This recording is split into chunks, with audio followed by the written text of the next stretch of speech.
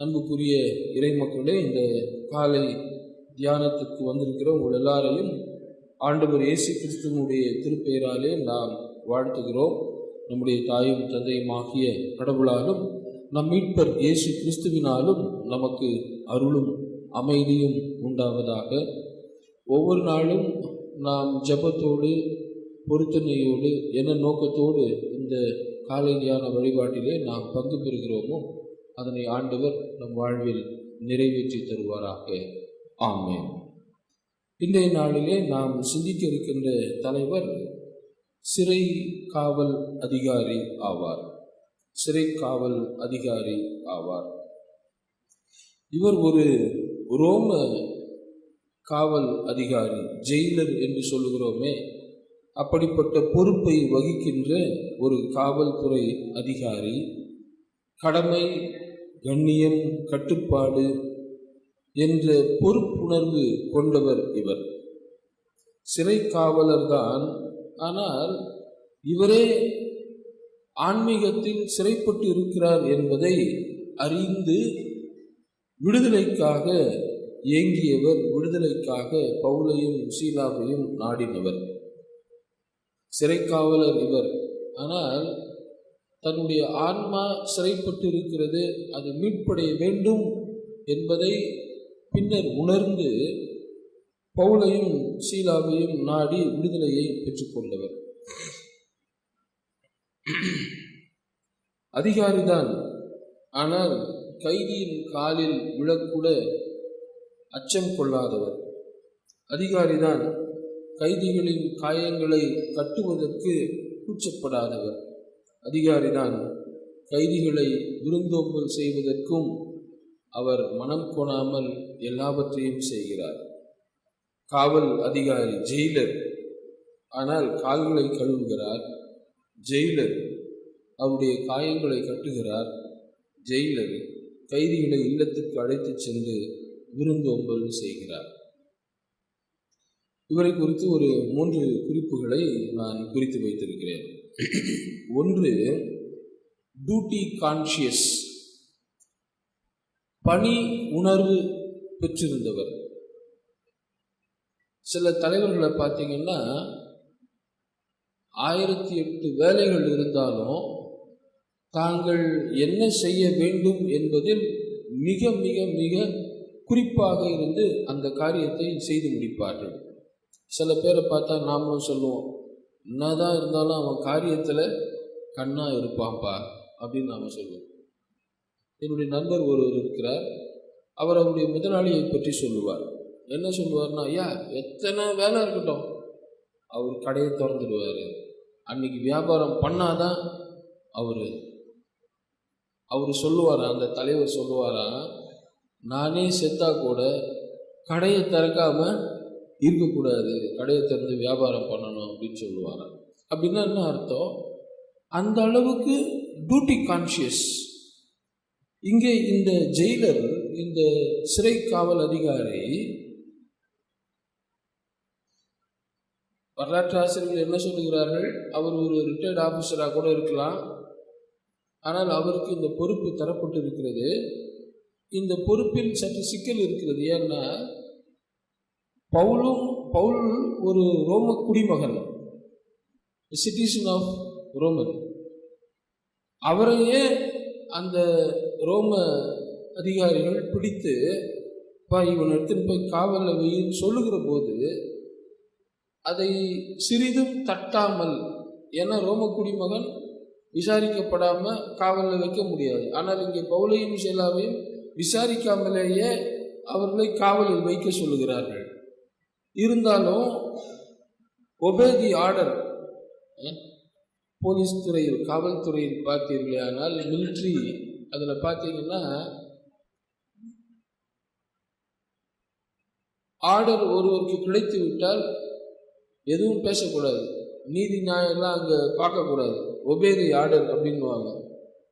அதை வாங்கிக்கிட்டு அவங்க செய்ய வேண்டியது தான். அதுபோல் இவரும், பவுல் ஒரு ரோம குடிமகன் என்பது தெரியும், இருந்தாலும் தன்னுடைய அதிகாரிகள் இதையெல்லாம் சொல்லுகிற போது அதை செய்வதிலேயே கருத்தாக இருக்கிறார். 24ஆம் வாக்கியம், இவ்வாறு கட்டளை பெற்ற அவர் அவர்களை உட்சிறையில் தள்ளி அவர்கள் கால்களை தொழுமரத்தில் உறுதியாய் மாட்டி வைத்தார். அப்படின்னா ரொம்ப டியூட்டி கான்சியஸாக இருக்கார். சில பேர் பார்த்தீங்கன்னா இந்த வீடுலாம் பூட்டிட்டு வரும்போது 1க்கு 2 தடவை செக் பண்ணுவாங்க, அந்த பூட்டெலாம் கரெக்டாக இருக்குதான்னு செக் பண்ணுவாங்க. அவ்வளோ தூரம் கான்ஷியஸ்னஸ், டியூட்டி கான்ஷியஸ்னஸ். அப்படித்தான் இவர் தன்னுடைய பணியில் அவ்வளவு பொறுப்புடன் இவர் செயல்படுகிறார். இவர்களை சிறையில் தள்ளி அந்த தொழுமரத்தில் கால்களை எல்லாம் மாட்டி வைக்கிற போது கூட இவருக்கு உணர்வு இல்லை. என்ன உணர்வு இல்லை? நானும் என்னுடைய ஆன்மீக வாழ்வில் சிறைப்பட்டு இருக்கிறேன், என்னுடைய கால்களும் கைகளும் இப்படித்தான் கட்டப்பட்டு இருக்கிறது என்கின்ற உணர்வு இல்லாமல் வெறும் பணி உணர்வு மட்டும், டியூட்டி கான்ஷியஸ் மட்டும்தான் அவருக்கு இருக்கு. அவர்களை மாட்டி வைத்து விட்டார். ஆனால் ஒரு பெரிய நில அதிர்வு ஏற்படுகிறது. அந்த நில அதிர்வில் கதவுகள் எல்லாம் திறக்கின்றன. உடனே இவர் முழிச்சு பார்த்துட்டு, கதவு எல்லாம் திறந்திருக்கு, அப்ப எல்லா கைதிகளும் தப்பி ஓடி இருப்பார்கள், என்னை பற்றி என்னுடைய தலைவர், என்னுடைய எஜமானன், ஹையர் ஆஃபீஸர் என்ன நினைப்பாரு? நான் என்னுடைய பொறுப்பில் கவனம் இல்லாமல் இருந்து விட்டேன் என்று அல்லவா என்னை நினைப்பார் அப்படின்னு சொல்லி தற்கொலை செஞ்சுக்க போறாராம். எவ்வளவு தூரம் அந்த டியூட்டி கான்சியஸ்னஸ் அவரை அழுத்தது பாருங்க. அவர் அப்படி வாளை உருவி தன்னையே மாய்த்து கொள்ள போகிறார். எதுவுமே அளவுக்கு மீறி போயிடுச்சுன்னா அமிர்தமும் நஞ்சு. டியூட்டி கான்சியஸ் இருக்கணும் தான், ஆனால் அது அளவுக்கு மீறி இருக்கக்கூடாது என்பதற்கு இவர் நமக்கு ஒரு உதாரணமாக இருக்கிறார். ஏன்னா அந்த டியூட்டி கான்சியஸ்னஸ் இவரை தற்கொலைக்கு நேராக வழிநடத்துகிறது. உடனே தான் அங்கே பவுல் அவரை தடுத்து நிறுத்துகிறார். உனக்கு தீமை எதுவும் செஞ்சிக்காத, நாங்கள் எல்லாம் இங்கே தான் இருக்கிறோம். அசிரீரி போல் ஒரு சத்தம் அவருக்கு கேட்கிறது, நாங்கள் எல்லாம் இங்கே தான் இருக்கிறோம், உனக்கு தீமை செய்து கொள்ளாதே. என்ன ஒரு சிறப்பு! இங்கே அவ்வளவு டியூட்டி கான்சியஸ் இருந்தாலும், தற்கொலை செய்து கொள்ளக்கூடிய மனநிலைக்கு வந்து விட்டாலும், அந்த கடவுளுடைய வார்த்தை யார் மூலமாக வருகிறது என்பதை உணர்ந்து இவர் அந்த செயலை செய்யாமல் நிறுத்தி விடுகிறார். இரண்டாவது குறிப்பு, அப்படி சொன்ன உடனே இவர் என்ன பண்றாரு? 29வது வாக்கியம், 28 அந்த பவுல் சொல்றார். பவுல் உரத்த குரலில் அவரை கூப்பிட்டு, நீர் உமக்கு தீங்கு எதுவும் செய்து கொள்ளாதீர், நாங்கள் அனைவரும் இங்கேதான் இருக்கிறோம் என்றார். 29 சிறை காவலர் உடனே ஒரு விளக்கை கொண்டு வர சொல்லி விரைந்தோடி வந்து நடுங்கியவாறே பவுல், சீலா ஆகியோரின் காலில் விழுந்தார். இதை நாம ரொம்ப கொஞ்சம் அப்படி தியானிச்சுக்கிட்டே இருந்தோம்னா, விளக்கு எதுக்கு எடுத்துன்னு வர சொன்னார்? அங்கே கரண்ட் மின்சாரம் இல்லைன்னா தீப்பந்தங்கள் எல்லாம் அணைந்து போயிருக்கும். அப்போது விளக்கை கொண்டு வர சொல்லுகிறார் இந்த காவல் அதிகாரி. ஒரு காவலர் விளக்கை கொண்டு வருகிறார். உடனே இப்படி பார்க்குறாரு, பவுலும் சீலாவும் கண்களுக்கு தெரிகிறார்கள். நேராக போய் அவர்களுடைய கால்களில் விழுகிறார். இப்போ இந்த விளக்கு என்பது அவருடைய வாழ்வின் பயணத்தை குறிக்கின்ற ஒன்றாக சொல்லுகிறார்கள். அவர் தான் சிறையில் இருக்கிறேன், என்னுடைய அவருடைய மனம், அவருடைய உள்ளான மனிதன் சிறையில் இருக்கிறார் என்பதை உணர்ந்து ஒளியை தேடிய பயணத்தில் அவர் தன்னை இணைத்துக் கொள்கிறார் என்று சொல்லுகிறார்கள். அவர் இருளில் இருக்கிறார் என்பதை உணர்ந்து விட்டார். அவர் இருளில் இருக்கிறார் என்பதை உணர்ந்து விட்டார். ஒளியை நோக்கி பயணிக்கிறார். ஆகவே ஒரு விளக்கை கொண்டு வர சொல்கிறார். விளக்கு வந்தவுடன் பவுலும் சீலாவும் வாழ்வு தரும் வார்த்தைகளை, ஒளியின் ஒளியாக இந்த உலகில் வந்த இயேசுவின் வார்த்தைகளை சொல்லுகிறார்கள் அவர்கள் என்பதை உணர்ந்து நேரடியாக பவுல் சீலாவிடம் சென்று அவருடைய கால்களில் விழுகிறார். அப்படியானால் இந்த சிறிய பயணத்தை ஃப்ரம் டார்க்னஸ் டு லைட் என்று நான் குறித்திருக்கிறேன். இருளில் இருந்த மக்கள் பெரிய வெளிச்சத்தை கண்டார்கள் என்று எசாயா நூலிலே நாம் படிக்கிறோமே. அப்படிப்பட்ட அனுபவத்தை இந்த சிறைக்காவல் அதிகாரி பெற்றுக்கொள்ளுகிறார். அதிகாரம் உடையவர்தான், ஆனால் கைதியின் கால்களில் விழுகிறார். அது என்ன குறிக்குது அப்படின்னு சொன்னா, நான் இதுவரை என்னுடைய அதிகாரம், என்னுடைய ஆணவம், எனக்குத்தான் எல்லாம் தெரியும் என்று நான் இருந்தேன். ஆனால் மீட்படைவதற்கான வழி எனக்கு தெரியவில்லை. அதனாலதான் அடுத்த கேள்வியை கேட்கிறார்.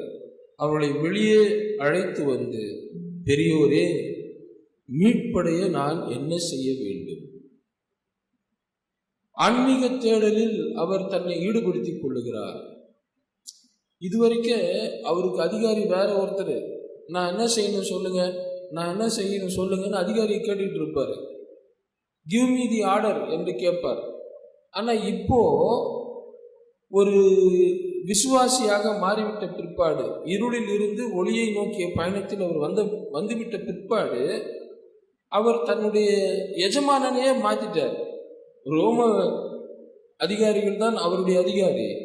ஆனால் இப்போ வாழ்வை தேடும் நோக்கத்தோடு கூட வாழ்வின் வழியை பிரசங்கிக்கின்ற அந்த பவுலையும் சீலாவையும் தன்னுடைய அதிகாரியாக ஏற்றுக்கொண்டு அவருடைய கால்களில் விழுந்து கேட்கிறார், ஆண்டவன்மாரே, நான் ரட்சிப்படைய நான் என்ன செய்ய வேண்டும்? மீட்பு பெற நான் என்ன செய்ய வேண்டும்? என் ஆன்மா சிறைப்பட்டு இருக்கிறது. நான் ஒரு சிறைக்காவல் அதிகாரி, பலரை சிறையில் தள்ளுவேன். ஆனால் நானே சிறையில் இருக்கிறேன் என்பதை உணர்கிறேன். என்னுடைய ஆன்மா மீட்படைய நான் என்ன செய்ய வேண்டும் என்று அவர் கேட்கிறார். இந்த darkness to light, journey from darkness to light என்று சொல்லுகிறோமே, அதைத்தான் மெய்யியலாளர்கள், இறையியலாளர்கள் செல்ஃப் ரியலைசேஷன் என்று சொல்லுகிறார்கள். எவர் ஒருவர் தன்னைத்தான் உணர்ந்து தன்னுடைய நிலையை உணர்ந்து கொள்ளுகிறாரோ அவரே மீட்படைய முடியும் என்று சொல்லுகிறார். The one who realizes his own self will be redeemed. சிலுவையில் அந்த கள்வர் நமக்கு அதைத்தான் வலியுறுத்தி காட்டுகிறார். 2 பேர் இருப்பாங்க. ஒருத்தர் சொல்லுவாரு, நீ உண்மையிலேயே கடவுளுடைய மகனாக இருந்தால் உன்னையும் என்னையும் மீட்டுக்கொள் என்று சொல்லுவார். இன்னொருத்தர் சொல்லுவாரு, ஏன்பா அப்படி பேசுற, நீயும் நானும் நியாயப்படி தண்டிக்கப்படுகிறோம், நாம் செய்த குற்றத்திற்காக நாம் தண்டிக்கப்படுகிறோம், ஆனால் இவரோ குற்றம் எதுவும் செய்யவில்லை அப்படின்னு சொல்லுவார். அப்படின்னா அந்த கள்வன் தான் செய்த குற்றத்தை உணர்ந்து தன்னுடைய நிலையை அவர் உணர்கிறார். அங்கே ஒரு தன்னிலை பரிசோதனை நடைபெறுகிறது. அதனால தான் நாமளும் ஒவ்வொரு வழிபாட்டிலையும் ஆயர் அங்கே பலிபீடத்திலிருந்து சொல்லுவார். என்ன சொல்லுவார்? நாம் நம்முடைய பாவங்களை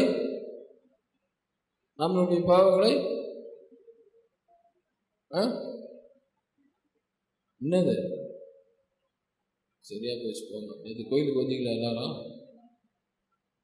அதுக்கப்புறம் நாம் நம்முடைய பாவங்களை அறிக்கை செய்வோம்ன்றது அப்புறம். அதுக்கு முன்னாடி ஒன்று சொல்லுவார், பாவ அறிக்கை ஜெபத்துக்கு முன்னாடி ஒன்று சொல்லுவார், நாம் நம்முடைய பாவங்களை நாம் நம்மை ஆராய்ந்து பார்ப்போமாக, சோதித்து அறிவோமாக. ஏன் எல்லா வழிபாட்டிலையும் அதை வைக்கிறோம்? ஒரு வழிபாடு என்பது ஒரு மனிதனின் உள்ளார்ந்த ஆய்வை செய்வதற்கு உதவி செய்ய வேண்டும். நாம் நம்மை சோதித்து அறிவோமாக அப்படின்னு ஆயர் சொல்லுவார். தாவீதும் 51ஆம் சங்கீதத்தில் அதைத்தான் சொல்லுவார். இதோ நான் துர்க்குணத்தில் உருவானேன், என் தாய் என்னை பாவத்தில் கர்ப்பம் தரித்தாள், இதோ உள்ளத்தில் உண்மை இருக்க விரும்புகிறேன், என்னை ஈசோப்பினால் கழுவியருளும் அப்படின்னு அப்படியே வரிசையா சொல்லுவார். Because he realized that his self is lied in lust. இந்த உலகத்தின் ஆசாபாசங்களில் இச்சைகளில் அது மூழ்கி போய் இருக்கிறது.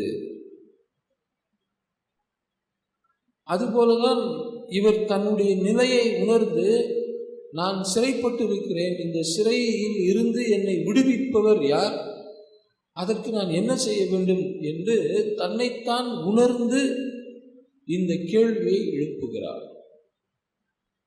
நாமும் இந்த 40 நாள் தவக்காலத்தில் நம்மை பற்றி நாம் அதிகமாக சிந்தித்து, நான் சிறைப்பட்டு இருக்கிறேனா எந்த இடத்துலையாவது என்பதை ஆராய்ந்து பார்க்க வேண்டிய காலங்கள் இந்த காலங்கள். அப்போதான் நாம் இந்த கேள்வியை எழுப்ப முடியும், நான் மீட்படைய என்ன செய்ய வேண்டும். இந்த கேள்வியை நாம் நம்முடைய உள்ளத்தில் கேட்டுக்கொண்டே இருப்போமே ஆனால் அந்த மீட்பு முழுமை பெறும். மூன்றாவதாக, இவர் ஒரு demonstrating leader, a leader with duty consciousness, a leader journeying from darkness to light, a leader who demonstrates his faith. இப்போ அவர் ஒரு நம்பிக்கைக்குள்ளாக வந்துவிட்டார். ஏனென்றால் பவுலடிகளார் இயேசுவின் மேல் நம்பிக்கை வை, அப்போது நீயும் உன் வீட்டாரும் மீட்படைவீர்கள் என்று அவர்களுக்கு எடுத்து சொல்லுகிறார். திருவாக்கியம் பாருங்கள், 33. அவ்விரவு நேரத்திலேயே அவர் அவர்களை கூட்டிச் சென்று அவர்களின் காயங்களை கழுவினார். பின்பு அவரும் அவரை சேர்ந்தவர்களும் திருமுழுக்கு பெற்றார்கள். அவரும் அவரை சேர்ந்தவர்களும்னா என்ன அர்த்தம்?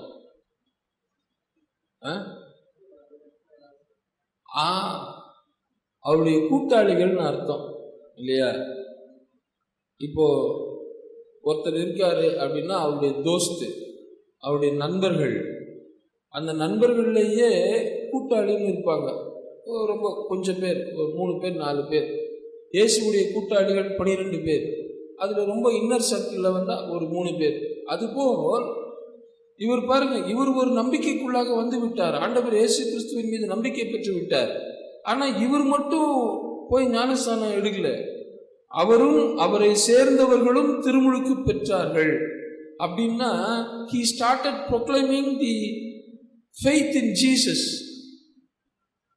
அவரு அந்த சிறை காவலர்களிடத்தில் எல்லாம் சொல்லியிருப்பார், ஏன்பா நான் சிறைப்பட்டு போயிருந்தேன் என்னுடைய ஆன்மாவில், ஆனால் இப்போது நான் மீட்பை பெற்றுக்கொண்டேன், அதனுடைய வழியை நான் தெரிந்து கொண்டேன், நீங்களும் வாருங்கள் என்று அன்றைய இரவிலேயே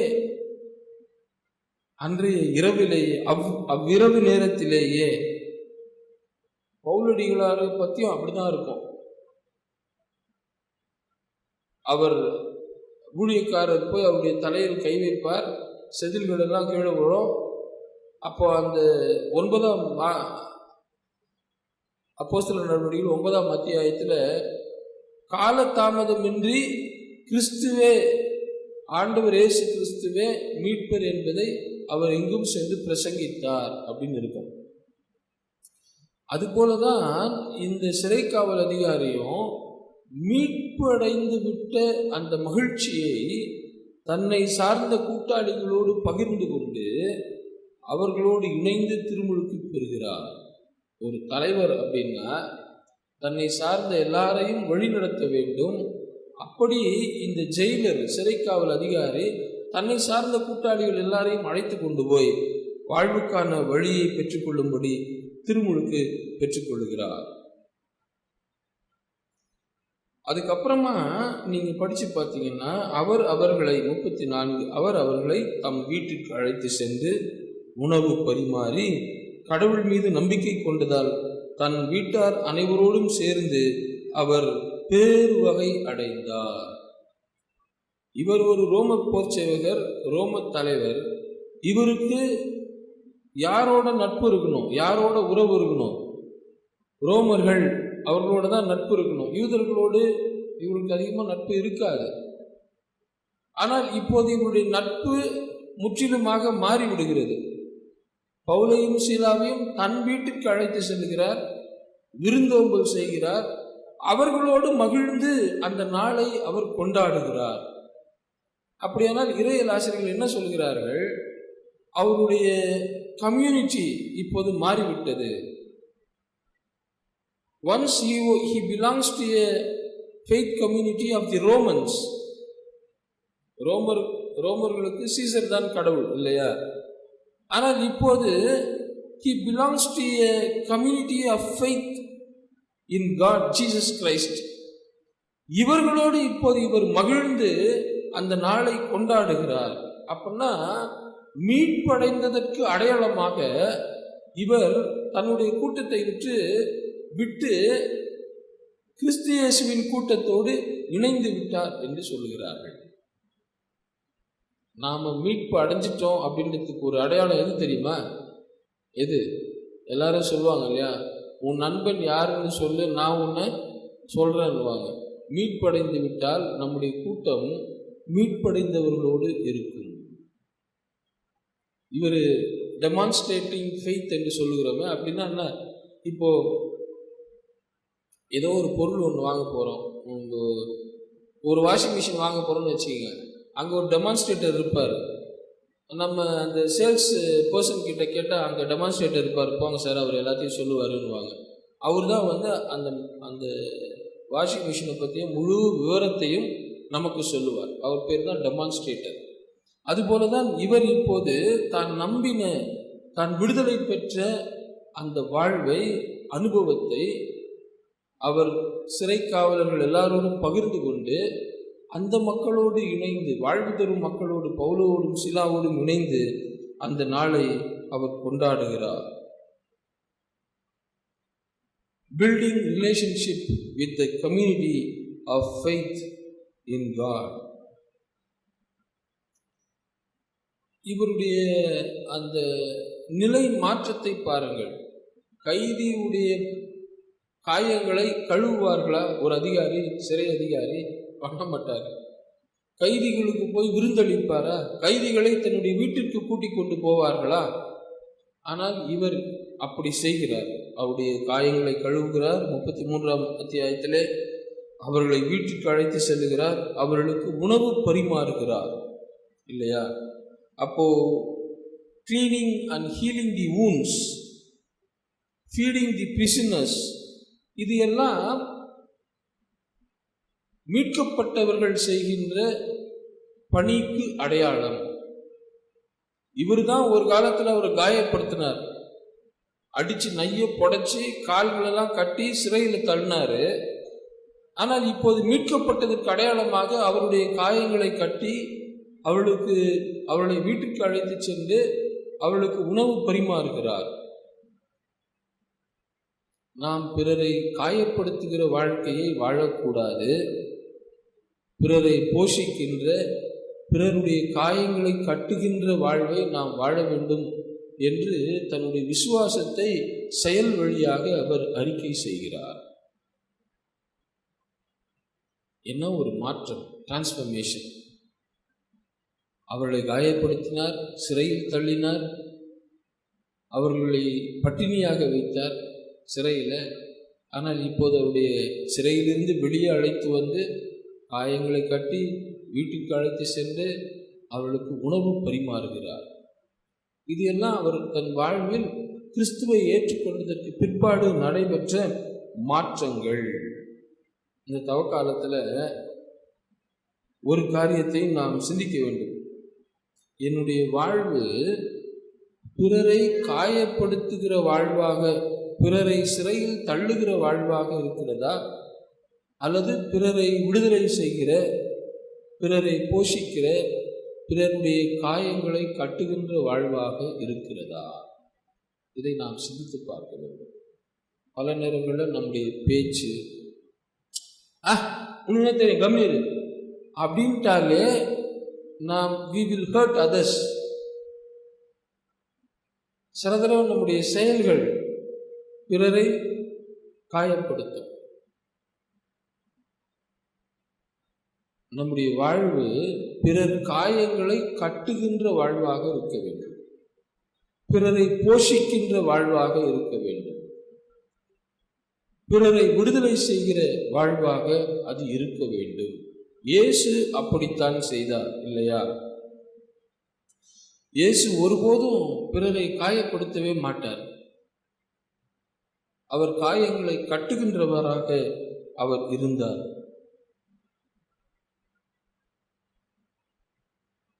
அவர் எப்போதும் டியூட்டி கான்சியஸ் தான். சமாரிய பெண்ணோடு பேசிக் கொண்டிருக்கிற போது சீடர்கள் சொல்லுவார்கள், சாப்பிடலாம், சாப்பாடு வாங்கிட்டோம் வாங்க அப்படின்னா அவர் சொல்லுவார், எனக்கு எது சாப்பாடு? கடவுளுடைய வேலையை செய்கிறது தான் எனக்கு சாப்பாடு. Duty consciousness. அவர் தன்னுடைய பணியை ஜெப ஆலயத்திலும் செய்வார், கொல்கதா மலையில் சிலுவையில் தொங்கிக் கொண்டிருக்கிற போதும் செய்வார் இல்லையா? இப்படி போட்டிருக்க, Jesus is always duty consciousness, duty conscious in church, in cross. சிலுவையிலும் பிறரை மீட்டுக் கொள்ள வேண்டும் என்கிற எண்ணத்தோடு தான் அந்த கல்வரை அவர் மீட்டுக் கொள்ளுகிறார் இல்லையா? அதுக்கப்புறமா அவர் இருளில் இருந்த மக்களை எல்லாரும் வெளிச்சத்துக்கு கொண்டு வந்தார். குறிப்பாக ரொம்ப ஹையர் அஃபிஷியல்ஸ், நிக்கதேமஸ், செனகரிப் சங்கத்தின் உறுப்பினர், மறைநூல் அறிஞர், அவர் இருட்டில் இருக்கிறார். இரவு நேரத்தில் தான் இயேசு கிட்ட வர்றார். ஆனால் இவர் வாழ்வு தரும் வார்த்தைகளை சொல்லி அவரை வெளிச்சத்துக்கு கொண்டு வருகிறார். இயேசுவும் அப்படிதான் ஒரு ஃபெய்த்தை டெமான்ஸ்ட்ரேட் பண்ற ஒரு லீடர். அவரு ஆலயத்தில் இருக்கிற போது தன்னுடைய நம்பிக்கையை செயல் வழியாக வெளிப்படுத்துவார். 18 ஆண்டுகளாக கூனியாக இருந்த அந்த பெண்மணியை இவரே போய் தொட்டு நிமிரச் செய்வார், தலை நிமிரச் செய்வார். சிலுவையில் தொங்கிக் கொண்டிருக்கிற போதும் கள்வனை விடுதலை செய்து அவருக்கு இறையரசில் பங்களிப்பார். இறை வீட்டில் நீ என்னோடு கூட இருப்பாய் என்று சொல்லுகிறார். கள்வருக்கு இறை வீடு எப்படி சாத்தியமாகும்? ஆனால் இயேசு அதை செய்கிறார். அப்போ நாம இந்த தவக்காலத்தில் எப்படிப்பட்ட வாழ்க்கையை நாம் வாழ்கிறோம்? பிறரை நாம் காயப்படுத்துகிறோமா, புண்படுத்துகிறோமா, அல்லது அவருடைய காயங்களை கட்டுகிறோமா, அவர்களை விடுதலை செய்கிறோமா என்பதை நாம் சிந்திக்க வேண்டும். இந்த சிந்தனையோடு நாம் இந்த நாளை துவங்குவோம். இறைவனிடத்தில் ஜெபிப்போம். இறைவா, என் வாழ்வு பிறருக்கு ஆசீர்வாதமாக இருக்கட்டும். பிறரை விடுதலை செய்யும் பணியில், பிறரை போஷிக்கும் பணியில், பிறருடைய காயங்களை கட்டுகின்ற பணியில் நான் இணைந்திட எனக்கு அருள் தாரும் என்று ஜெபிப்போம். இறை ஆசி நம்மோடு இருந்து நம்மை ஆசீர்வதித்து வழிநடத்துவதாக. ஆமென்.